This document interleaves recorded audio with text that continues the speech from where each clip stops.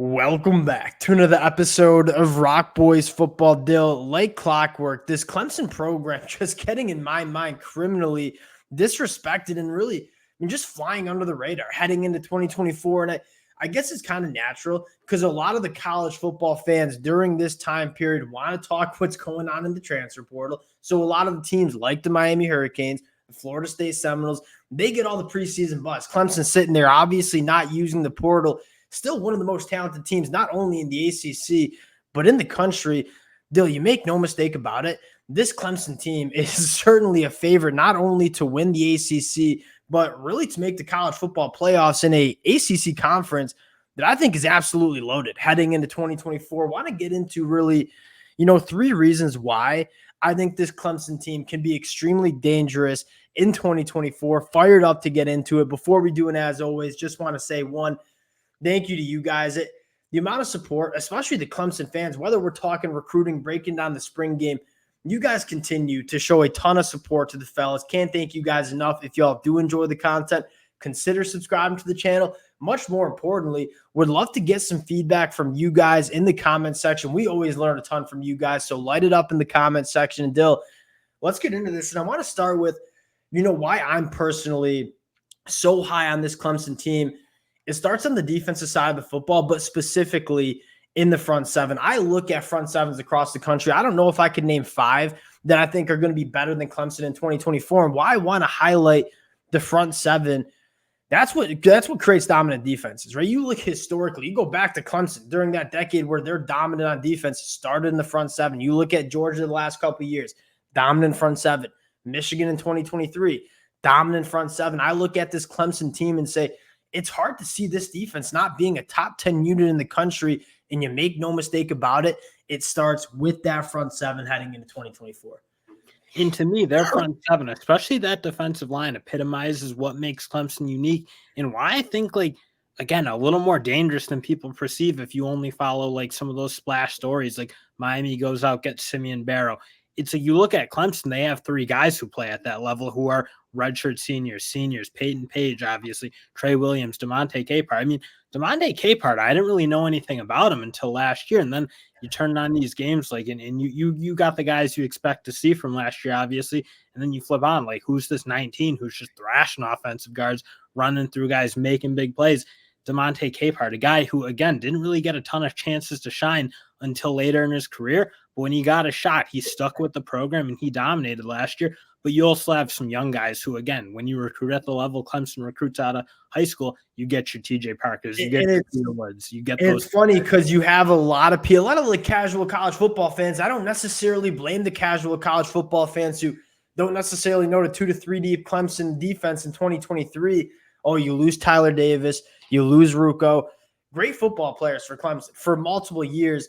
I mean, DeMonte Capehart, 12.9% pass rush win rate on the inside. Peyton Page, a 15% win rate on the inside. You sprinkle in Trey Williams, potentially Vic Burley going into his second year, finally getting healthy. We know what they have at the edge rusher spot. Peter Woods, TJ Parker. You got AJ Hoffler, Jaheim Lawson. It's a dominant defense that has, that top-end star caliber guys, that NFL talent, but it's also extremely deep. And you pair that up with, you went to the defensive line first. Quite frankly, I look at this linebacker room and say, name me some better linebackers than this Clemson program. Barrett Carter, one of, if not the best linebacker heading into 2024. You look at a guy in Wade Woodass who the boys are fired up for going into 2024. Then you sprinkle in Kobe McLeod, true freshman Sammy Brown, who, you talk about betting on one guy to make a year one impact. I'm probably going with 5-star Sammy Brown. Look at this front seven, and when you pair up dominant defensive lines with damn good linebacker play, the recipe that Georgia kind of showed over the last couple of years, that's how you get those dominant defenses, and you're going into year 3 under the Wes Goodwin scheme. You kind of expect them to take a jump going into 2024. And you got a guy in Barrett Carter who I think has another gear to get to, if you will. I kind of perceived almost as last year as being a bit of a down year, maybe not what we exactly expected. When I turn on the tape, I'm almost like, well, why am I thinking this? Why do I think? I mean, Barrett Carter was really, really good. I think there is that gear to get to, like how instinctual Jeremiah Trotter Jr. was, how quick he was getting the ball.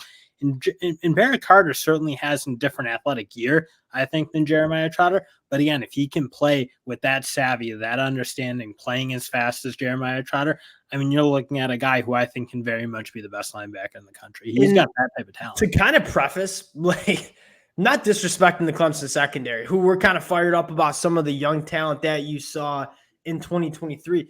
The secondary is going to be damn good. They're going to have an easy job because I don't know how many programs, especially in the ACC, that are going to be able to drop back and pass on this Clemson front seven because of the pass rush that they're going to have. Now, I think the big question mark in terms of how dangerous this Clemson team can be, we spent 5 minutes and 30 seconds talking about this Clemson defense being damn good. I think a lot of people know that.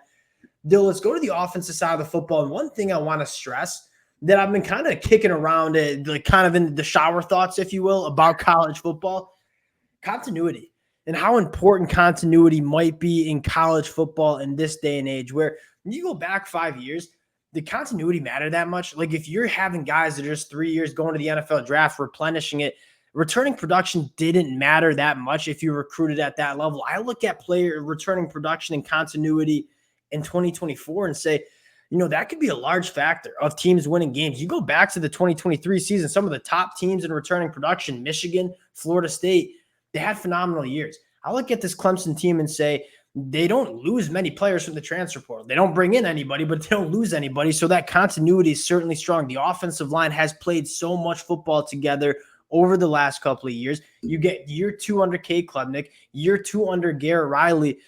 Dill, I guess where I'm coming down on this is like, people like to get at Dabo Swinney for not using the transfer portal. I wondered if there are certain aspects where you're kind of high on that because, this Clemson team is probably the most tight-knit team, the most continuity that you'll see across the country heading into 2024. When you return guys at the rate they do and you don't lose a ton of guys to the portal, it's like you'll lose your guys to the NFL draft when you're Clemson's level team, but you really don't lose a ton to the portal. There's just not that much room. I think I heard they wanted to bring in an offensive lineman potentially, but that's a really hard place to sell as a destination because it's just, you're not going to play. You look at the guys who are transferring in the offensive line room, there's maybe 2 or 3 guys in the whole country who would have had a shot to play on Clemson's offensive line. So again, you just don't have that much room to take transfers. Frankly, I don't think it matters that much as long as you can retain your talent and develop, which Clemson's always been able to do. I think to me, the major story is Cade Klubnik, because right now I think you've had the opportunity to make an excuse for him last year at times. Offensive line wasn't necessarily always consistent, had some bad games, especially against teams like Miami. But I think he's got the weapons on the outside. You see some of these young guys, Tyler Brown, I'm a big fan of. Adam Randall, if he can stay healthy, I think can be a monster. Same with Antonio Williams. So you got the guys. This is a big year for Clemson. It's a big year for Cade Klubnik at the end of the day. If he's got the team around him to make it happen, if he can play. Perfect segue into going into my third reason I'm high on Clemson. And that is, can this offense just take a marginal step? Like, I don't think anybody's sitting here and saying we need to see Clemson as a top 5 offense in the country. I don't even know if many Clemson fans are saying we need to see a top 15 offense. You take a look at some of the numbers from last year, 6 yards per pass attempt, 121st in the country. 4.9 yards per play, 109th in the country. This wasn't just an average offense. This was a bottom of the barrel offense at the Power 5 level. And what I'm kind of thinking is this team went 8-4 last year with one loss coming to Duke, first game of the season where they fumbled the ball, 3 times inside the 5. And then the other 3 games were all 1-score losses. There is a very reasonable, this is not crazy to say, that this Clemson team goes, 10-2. 11-1 next year if this offense just goes from 110th in the country to what? Maybe 60th in the country. You're winning a lot of football games, and I thought you made a really good point. There are some excuses for Cade Klubnik last year, and I'm not necessarily defending everything about this Clemson offense, but you had a young quarterback who was his first year starting. You had a new offensive coordinator in Garrett Riley, and then thirdly, you look at this time last year during spring ball for Clemson, they had 2 healthy scholarship wide receivers. So you had inexperience at the OC spot, or a new OC, I should say, inexperience at the quarterback spot. Then you combine that with pass catchers that Kate Klubnik didn't even have a chance to build any sort of chemistry. Again, you can give him some pass on some of the like issues of timing and some of those inaccurate throws, but again, I'm looking this year. There are no more excuses. I think the same, frankly, goes for Dabo to an extent. And I'm not like I'm the Dabo on the hot, like he's like a mid-tier coach or something. Dabo's still that guy. He's still an awesome coach, of course. But I do think there kind of comes that point where you don't give him the same benefit of the doubt that I think we're giving him. I think this is a huge year. It just feels like to me, because again, they return so much. They have that continuity you kind of mentioned, the second year with Garrett Riley in a quarterback who has too much talent to play the way he did. I think it's a big year for them. I think they make it. I think they certainly can make it happen. They got everything they need. I mean, I just can't. I don't know. It culminates in like this offense. If it just comes together just somewhat, like you're already getting a really dangerous Clemson team that not a lot of teams want to play during the 2024 year. Now, getting into the schedule, it's not necessarily an easy schedule. You look at the first couple of games, Georgia week 1, that's the #1 team in the country. Then you get App State. But what I kind of like here is that you get a bye week after 2 games. You kind of get your feet wet a little bit. You play on a big stage against the Georgia Bulldogs. Then you get an NC State team that I think is going to be damn good heading into 2024. You get them at home following a bye. And so I look at 2 games where I think Clemson will be underdogs in, right? Georgia week 1, probably on the road at Florida State, but I would be surprised if that number was outside 3.5 points either way. And then you start scrolling down, and Dill, I'll ask you, I mean, how many other games in the ACC are you picking Clemson to lose against when, I mean, you go on the road to Wake Forest, should be a win. You go Virginia at home, should be a win. You get another bye week and probably play your next toughest game, Louisville at home. You like Clemson's favor in that one coming off a bye. You go on the road to Lane Stadium. That's going to be a tough one. And then the Citadel, and then you get South Carolina at home. Dill, I look at the ACC schedule and say the only game that's sitting here right now, early May, that I might not be picking Clemson is on the road at Florida State. All the other games in the ACC, like this Clemson team probably should be winning those games. And the only game you may be fair a little bit is the Virginia Tech Hokies at home, just because that is a team that big home field advantage. Again, very similar in the sense to Clemson, where they have that continuity, are returning a ton of production. Now, they're certainly not as talented as Clemson, so it's not like you're picking them. But coming off that Louisville game, a game I certainly think they should handle, but can be dicey a little bit. Louisville's got some talent. I think maybe you look at that game, but I think you're right. The ACC really shouldn't be a problem. I mean, you'll kind of know pretty quickly, I think, because you're very front-loaded in the schedule. You got your 3 toughest games all within the first 4 or 5 weeks or whatever that was. Yeah, 100%. I think there's one game that I'm really would probably pick against Clemson right now. That's week 1 against Georgia. And that's not shocking. I just don't think I'm picking any team to beat Georgia, especially week 1.